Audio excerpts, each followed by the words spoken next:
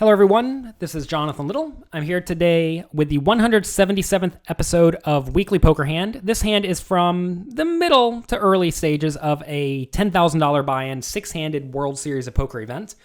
We are facing a raise from Martin Jakobsen, World Series of Poker main event champion, a good, tight, aggressive player who I think just plays a very strong, fundamentally sound game, but I would venture to say he doesn't like to put his whole stack in the pot at any individual point. And I think he probably thinks I'm playing somewhat on the snug side, although maybe he doesn't even know who I am. Who knows?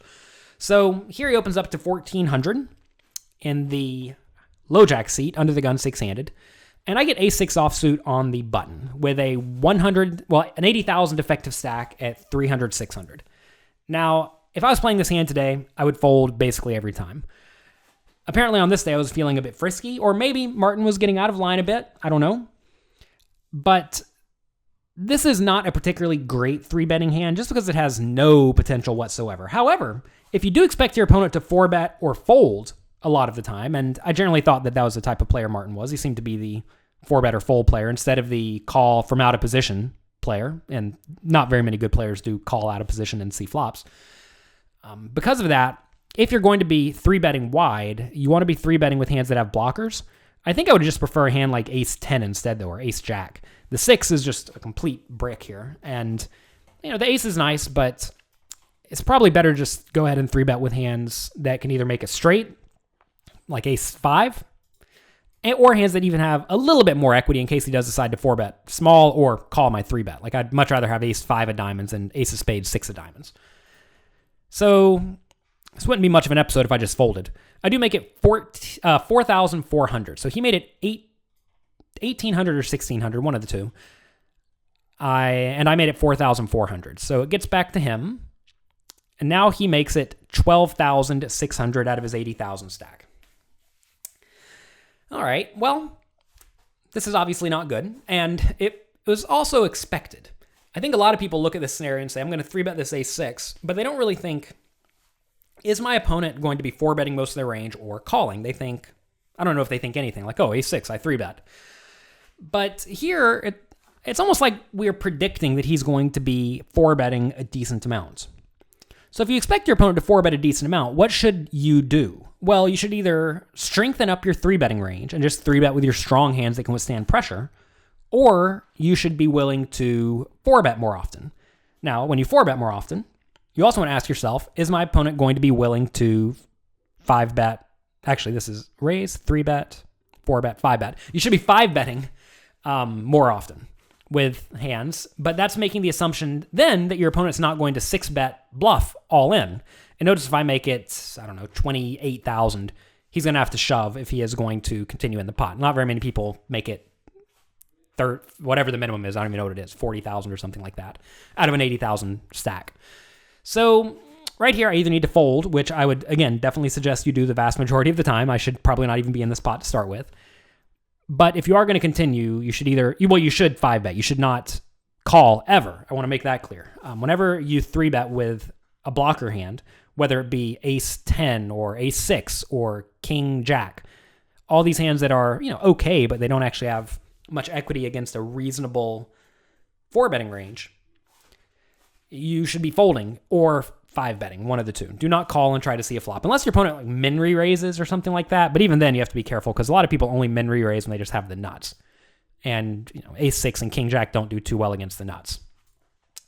So I actually clicked it back, it looks like.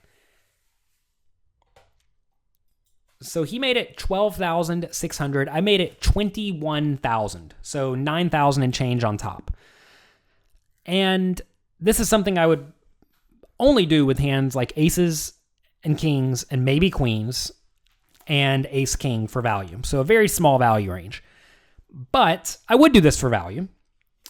And when you're doing it with those hands for value, you can have some bluffs.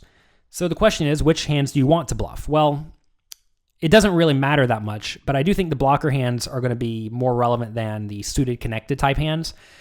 Because, like I said, Martin doesn't seem to be the type of player who's going to call from out of position with his ace-jack bluffs here. He's just going to fold.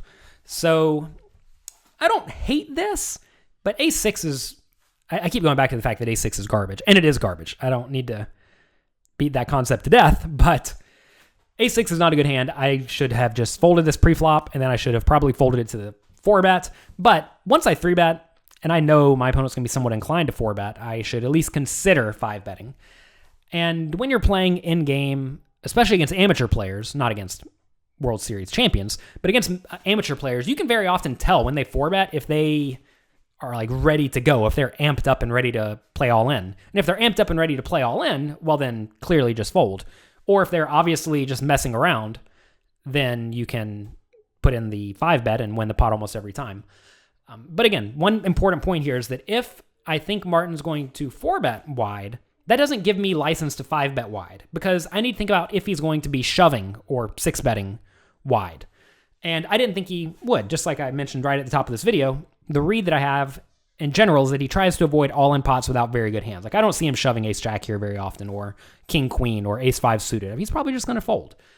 And I also mentioned that I think he probably thinks I'm snug enough. So if I'm snug enough and I am 5-betting now, I probably have something pretty good. So let's see if he punishes me. He does not punish me. He lets me punish him. That's lucky. So he folds, and we end up winning a nice pot. And one very nice side effect of running bluffs like this is that now your opponents, all of them, they're watching this hand, right? They're going to be a little bit more cautious when it comes to opening to start with, because they know if you 3-bet, you're actually willing to follow it up with some aggression, whether or not you actually had a good hand. And also, it may make them not open up so much. And when they do open up, their 4-bets, when you 3-bet, are often going to be much more honest. They're going to be tilted towards very strong hands, which will allow you to then 3-bet wide, but then fold to their 4-bets in the future, assuming they're actually going to care about what we're doing here and adjust in any way whatsoever. But this is how you become the table captain. Now, I don't want you to think that being the table captain is even that relevant of a thing. And, being a table captain is almost like a joke or something that a lot of high-stakes players will make fun of medium-stakes players for thinking, oh, I'm the table captain, this is good, I can run everyone over. Because in reality, if you're playing too many hands, you're just playing too many hands and you're wide open for being exploited. But this is how you run over tables to some extent. And when it works, it's great. You win a lot of chips. When it does not work, it is not great. You lose some chips. But at least then, if you put in a 5-bet and then fold, especially if you just snap fold, your opponents know you're messing around. And if they know you're messing around, they're going to be a little bit more cautious, because no one's just trying to play for all their money. And I don't think it's that relevant, but if you do get shoved on here and it's back on you, I don't suggest you take a lot of time and act like you're making a big fold. I do not want to make my opponents think I'm making big folds. I want my opponents to think that I'm messing around with them and that I am trying to run them over and that I am willing to get out of line and take advantage of what I see. I don't want them to think, oh man, I'm just some weak, tight nit who's folding ace-king, right? Because then they'll just continue to run you over. And I don't really want to induce my opponents to run me over. I want to induce my opponents to get out of my way and let me run them over.